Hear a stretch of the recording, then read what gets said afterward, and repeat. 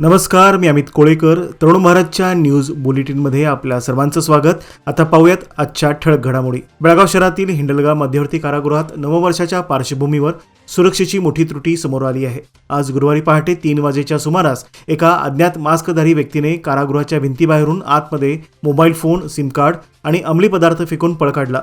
ही संपूर्ण खळबळजनक घटना कारागृहातील सीसीटीव्ही कॅमेऱ्यामध्ये कैद झाली असून आरोपीने अत्यंत सराईतपणे या प्रतिबंधित वस्तू आत पोहोचवल्या आहेत. या घटनेची माहिती मिळताच बेळगाव ग्रामीण पोलिसांनी तातडीने घटनास्थळी धाव घेत याची पाहणी सुरू केली. या प्रकरणी अधिकृत गुन्हा दाखल करण्यात आला असून सीसीटीव्ही फुटेजच्या आधारे फरार आरोपीचा कसून शोध घेतला जात आहे. या घटनेमुळे अतिसुरक्षित मानल्या जाणाऱ्या हिंडलगा कारागृहाच्या सुरक्षा व्यवस्थेवर आता गंभीर प्रश्नचिन्ह उपस्थित झाले आहेत. बेळगाव येथील हिंडलगा मध्यवर्ती कारागृहात बाहेरून मोबाईल फोन आणि अंमली पदार्थ फेकल्याच्या प्रकरणावर पोलीस आयुक्त भूषण बोरसे यांनी पाहणी केली आणि आरोपीची चौकशी करण्याचे आदेश दिले आहेत. माध्यमामध्ये प्रसारित झालेल्या व्हिडिओ फुटेजची तारीख आणि वेळ पडताळली जात आहे. तसेच हा व्हिडिओ नेमक्या कोणत्या कॅमेऱ्यातून रेकॉर्ड झाला आणि कोणत्या दिवशीचे आहे याची तपासणी सुरू आहे. सध्या कारागृहाची सुरक्षा KISF कर्मचाऱ्यांच्याकडे आहे आणि व्हिडिओतील आरोपीची सत्यता सखोल तपासणीनंतरच स्पष्ट केली जाईल. अशा घटना पुन्हा घडू नयेत यासाठी कडक कारवाई केली जाईल. तसेच कारागृह परिसरातील सुरक्षा अधिक कडक करण्यात येईल. ग्रामीण पोलीस आणि KISF कर्मचाऱ्यांकडून गस्त वाढवली जाईल. तसेच सुरक्षा सुनिश्चित करण्यासाठी पोलीस विभागाने सर्व आवश्यक उपाययोजना केल्या आहेत असे त्यांनी सांगितले. कटू आठवणी मागे सारत नवीन संकल्प आणि स्वप्ने उराशी बाळगून बेळगाव शहर परिसरात तरुणाईने नूतन वर्षाचे जल्लोषात स्वागत केले. सरत्या वर्षाला निरोप देण्यासाठी सर्वत्र जय्यत तयारी करण्यात आली होती.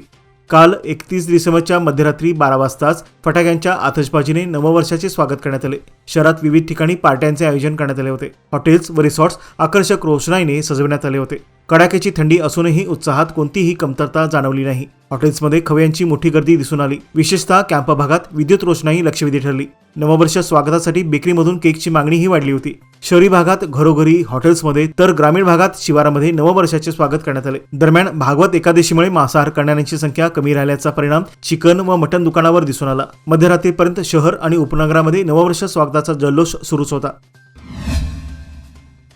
नवीन वर्ष 2026चे उत्साहपूर्ण वातावरणात स्वागत करत आज गुरुवार दिनांक 1 जानेवारी 2026 रोजी बेळगाव शहरातील नागरिकांनी विविध मंदिरात जाऊन विशेष पूजा अर्चा केली. पहिल्या वर्षाच्या दिवशी भक्तिभावाने केलेल्या या धार्मिक कार्यामुळे शहरात आध्यात्मिक वातावरण निर्माण झाले होते.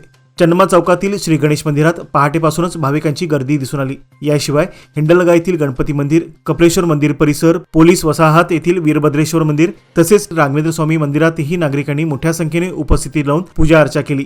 नवीन वर्ष सुख, समृद्धी आणि आरोग्यदायी जावे या सदिच्छेने भाविकांनी देवदर्शन घेतले. शहराच्या विविध भागात सकाळपासूनच मंदिरामध्ये दर्शनासाठी रांगा लागल्या होत्या. नववर्षाची सुरुवात भक्ती, श्रद्धा आणि सकारात्मकतेने करत बेळगावकरांनी 2026चे स्वागत केल्याचे चित्र सर्वत्र पाहायला मिळाले.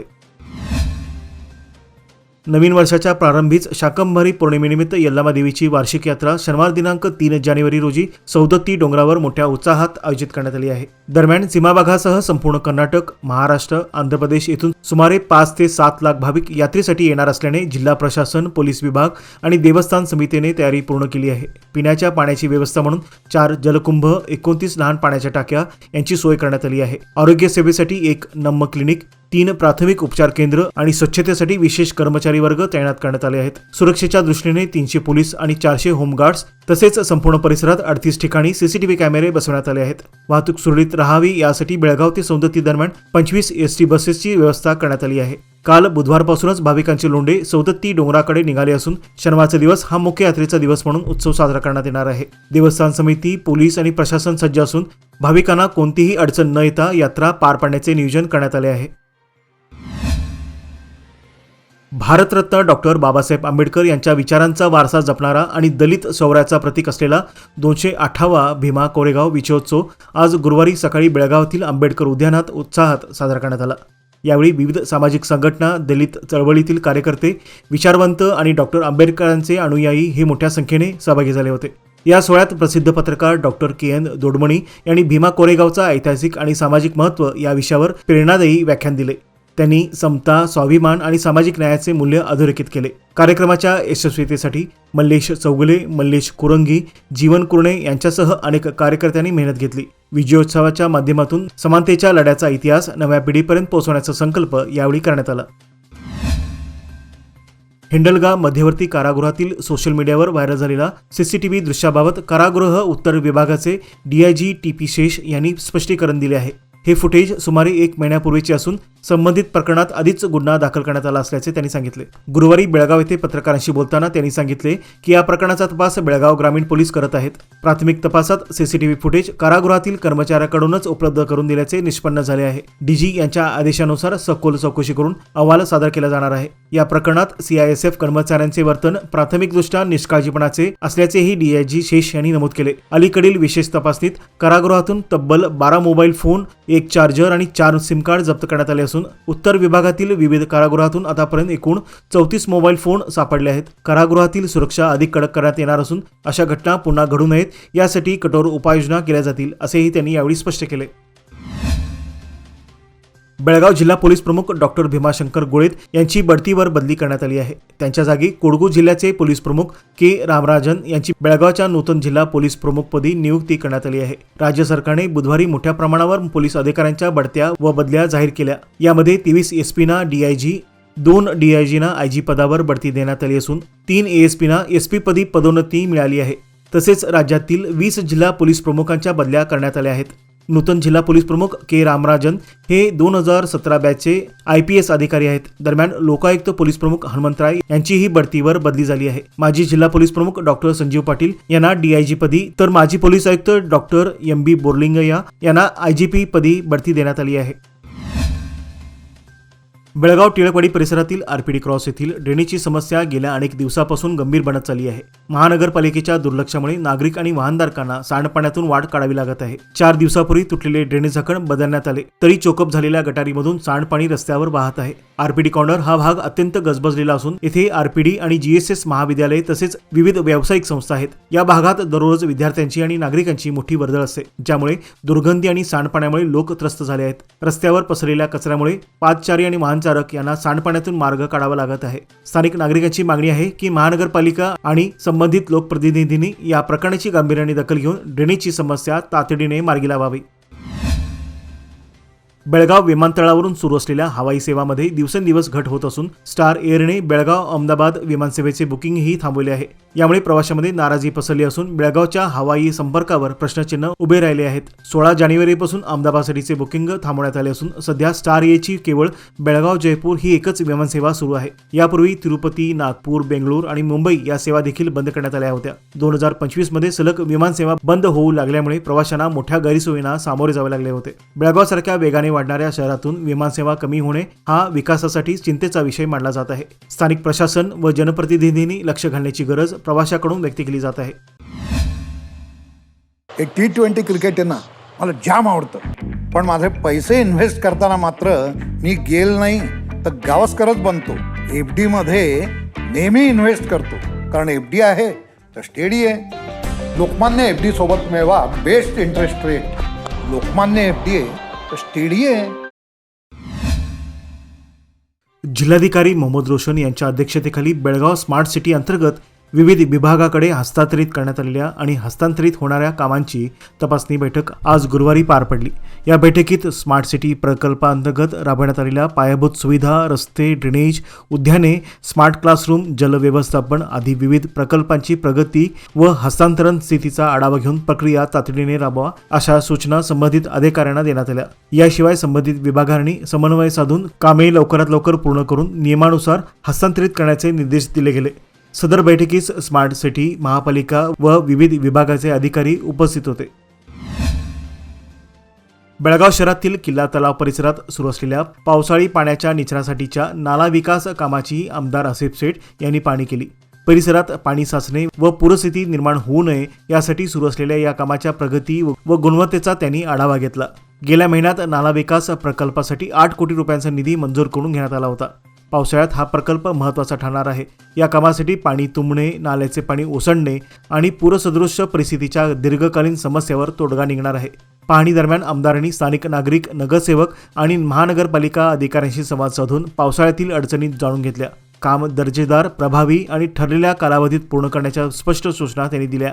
सखल भागातील घरे, रस्ते व सार्वजनिक मालमत्तेचे संरक्षण करण्यासाठी मजबूत निचरा व्यवस्था आवश्यक असल्याचे त्यांनी सांगितले. महापालिका अधिकाऱ्यांनी प्रकल्प वेळेत पूर्ण करण्याची ग्वाही दिली तर स्थानिक नागरिकांनी या उपक्रमाचे स्वागत करत कायमस्वरूपी दिलासा मिळेल अशी आशा व्यक्त केली आहे.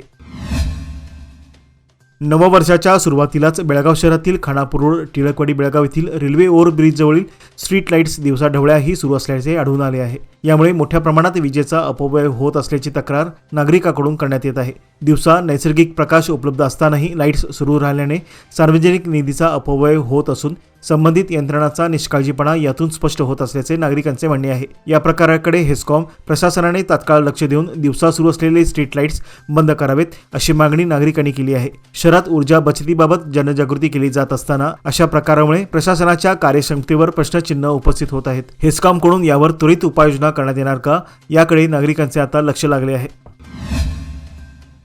सरलेल्या 2025 सालामध्ये महागाईने सर्वसामान्यांचं कंबरडं मोडलं होतं. आता 2026 या नव्या वर्षाची सुरुवातही महागाईच्या झटक्याने झाली आहे.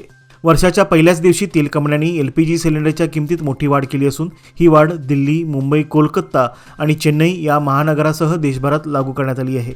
ही वाढ 19 किलो वजनाच्या व्यावसायिक सिलेंडरमध्ये करण्यात आली आहे. त्यामुळे या सिलेंडरचे भाव तब्बल 111 रुपयापर्यंत वाढले आहेत.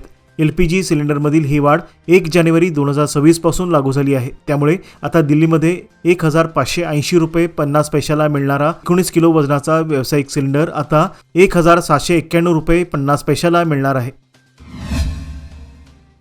कणबर्गी येथे महेश मालाई यांच्या शेतातील गवत गंजीला अनोळखीने आग लावल्याची धक्कादायक घटना काल बुधवारी दुपारी सुमारे 3 वाजण्याच्या सुमारास घडली. या आगीत शेतात मळणी करून साठवलेली मोठ्या प्रमाणातील गवत गंजी पूर्णपणे जळून खाक झाली, ज्यामुळे शेतकऱ्यांना मोठा आर्थिक नुकसान सहन करावं लागत आहे. विशेष म्हणजे ही जमीन बेळगाव विकास प्राधिकरणाकडून अर्थात बुडा संपादित करण्याच्या योजनेत असलेली 25 एकर जमीन आहे. या संपादनाला विरोध करत महेश मलाई यांच्यासह इतर शेतकऱ्यांनी उच्च न्यायालयात धाव घेतली होती. न्यायालयाने शेतकऱ्यांची बाजू मान्य करत या जमिनीचे संपादन थांबवावे असा स्पष्ट निकाल दिला होता. न्यायालयाचा निकाल लागल्यानंतरच शेतातील गवतगंजीला आग लावण्यात आल्याने शेतकऱ्यांच्या म्हणण्यानुसार संशयाची सुई बुडा प्रशासनाकडे वळली आहे. शेतकऱ्यांचा आरोप आहे की आपली जमीन बळकावणीसाठीच हा प्रकार घडवून आणण्यात आला आहे. न्यायालयाचा निकाल आमच्या बाजूने लागल्यानंतर गवत जाळणे ही कोणत्याही प्रकारची योगायोगाची घटना नाही. या आगीत जनावरांच्या चाऱ्याचा मोठा प्रश्न निर्माण झाला असून शेतकऱ्यांनी नुकसान भरपाईची मागणी केली आहे. घटनेचा पुढील तपास सुरू असून आग लागल्यामागील कारणे स्पष्ट करण्यासाठी पोलीस तपास करत आहेत.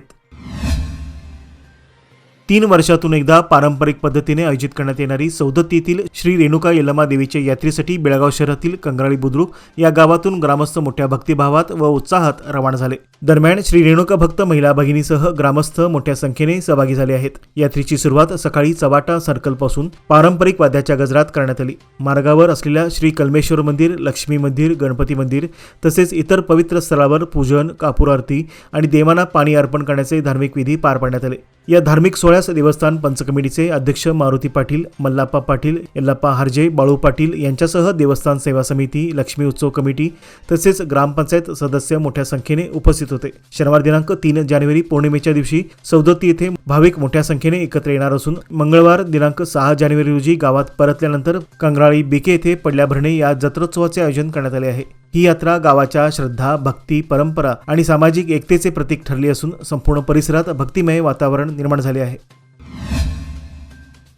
ज्या दिवशी सारे शहर नववर्षाच्या स्वागताच्या तयारीत व्यस्त होतं त्या वर्षाच्या अखेरच्या दिवशी खानापूर तालुक्यातील एका युवकाचा दुर्दैवी अंत झाला. निंगापूर गल्लीतील युवक सूरज संजय कुंडेकर 22 या तरुणाचा अपघातात मृत्यू झाला असून गणेश बुचडी वय 23 राहणार दुर्गानगर हा गंभीर जखमी झाला आहे. 31 डिसेंबर रोजी रात्री पार्टी संपवून घरी परतताना प्रभूनगरजवळ बेळगाव खानापूर मार्गावर त्यांच्या दुचाकीने संरक्षण कठड्याला धडक दिली. या धडकेनंतर ते दुचाकीसह पुलावरून खाली सेवा रस्त्यावर कोसळले. दरम्यान सूरजच्या डोक्याला गंभीर दुखापत झाल्याने त्याला तात्काळ बेळगाव सिव्हिल हॉस्पिटलमध्ये दाखल करण्यात आलं. मात्र उपचारादरम्यान त्याचा दुर्दैवी मृत्यू झाला. जखमी गणेशवर खाजगी रुग्णालयात उपचार सुरू आहेत. नववर्षाच्या सुरुवातीलाच घडलेल्या या हृदयद्रावक घटनेने परिसरात हळहळ व्यक्त केली जात आहे. बेळगाव शहरातील रामदेव गल्लीत मागील 3 महिन्यापासून सुरू असलेल्या गटारी बांधकामामुळे व्यापारी आणि रहिवासी प्रचंड त्रास सहन करत आहेत. काही भागात गटारीचे काम पूर्ण झाले असले तरी 2 दिवसापूर्वी काही भाग पुन्हा खोदून माती रस्त्यावर टाकण्यात आली. यामुळे संपूर्ण गल्लीमध्ये धुळीचे साम्राज्य पसरले आहे. या गल्लीतून 4 चाकी व दुचाकी वाहनांची मोठ्या प्रमाणावर वर्दळ असते. त्यामुळे गाड्यामुळे उडणारी धूळ व्यापाऱ्यांच्या दुकानामध्ये आणि घरामध्ये शिरत आहे. तसेच आरोग्यविषयक समस्या उद्भवण्याची शक्यता आहे. स्थानिक नागरिकांनी आणि व्यापाऱ्यांनी महापालिकेकडे काम तातडीने पूर्ण करून धूळ कमी करण्यासाठी योग्य उपाययोजना करण्याची मागणी केली आहे. कावळेवाडी येथील युवक धावपटू प्रेम यल्लाप्पा बुरुड यांनी म्हैसूर येथे नुकत्याच पार पडलेल्या 60व्या क्रॉस कंट्री स्पर्धेत सुवर्ण पदक पटकावून राष्ट्रीय स्तरावर आपली निवड सुनिश्चित केली आहे. प्रेमने 2 किलोमीटर अडथळा शर्यत फक्त 5 मिनिटे 43 सेकंद पूर्ण करत प्रथम क्रमांक पटकावला. या यशाबद्दल कावळेवाडीत उत्साही सत्कार समारंभ आयोजित करण्यात आला होता. येत्या 24 जानेवारी रोजी रांची झारखंड येथे होणाऱ्या राष्ट्रीय स्पर्धेसाठी त्याची निवड करण्यात आली असून गावकऱ्यांनी व सामाजिक संस्थांनी त्याला पुढील वाटचालीसाठी शुभेच्छा दिल्या आहेत. या यशाचा गावाला सार्थ अभिमान वाटतो आहे. गावातील दानशूर व्यक्तींनी आर्थिक मदत केली असून विशेषतः कावळेवाडी प्राथमिक शाळेतील विद्यार्थ्यांनी 5,000 रुपये जमा करून सहकार्य केले आहे. ही बाब विशेष कौतुकास्पद ठरली. या कार्यक्रमाला Y P. Naik, advocate Namdev More, S S. More, Vanita Kanbarkar तसेच शाळेतील सर्व शिक्षक वर्ग आणि ग्रामस्थ मोठ्या संख्येने उपस्थित होते. जिल्हाधिकारी मोहम्मद रोशन यांच्या अध्यक्षतेखाली एरोड्रोम कमिटी मीटिंग आणि एअरफील्ड एन्व्हायरमेंट मॅनेजमेंट कमिटीची बैठक सांबळा विमानतळाच्या सभागृहात पार पडली. या बैठकीत विमानतळाच्या कार्यप्रणाली, सुरक्षेची पातळी, पर्यावरणीय व्यवस्थापन, पक्षी धोक्यांची अडचण, स्वच्छता आणि विमान वाहतूक सुरळीत पार पाडण्यासाठी आवश्यक उपाययोजनांवर सविस्तर चर्चा करण्यात आली. संबंधित विभागातील अधिकारी आणि प्रतिनिधींनी आपले विचार मांडले. जिल्हाधिकाऱ्यांनी संबंधित अधिकाऱ्यांना आवश्यक सूचना देत सांबळा विमानतळाच्या विकासासाठी समन्वयाने काम करण्याचे आवाहन केले आहे. याचबरोबर आजचे बातमीपत्र येथे संपले. अधिक माहिती आणि ताज्या घडामोडीकरता पाहत रहा तरुण भारत न्यूज चॅनल. तसेच आमच्या चॅनलला लाईक, शेअर आणि सबस्क्राईब करायला विसरू नका. विश्वासार्ह बातम्यांसाठी दररोज वाचा दैनिक तरुण भारत. धन्यवाद.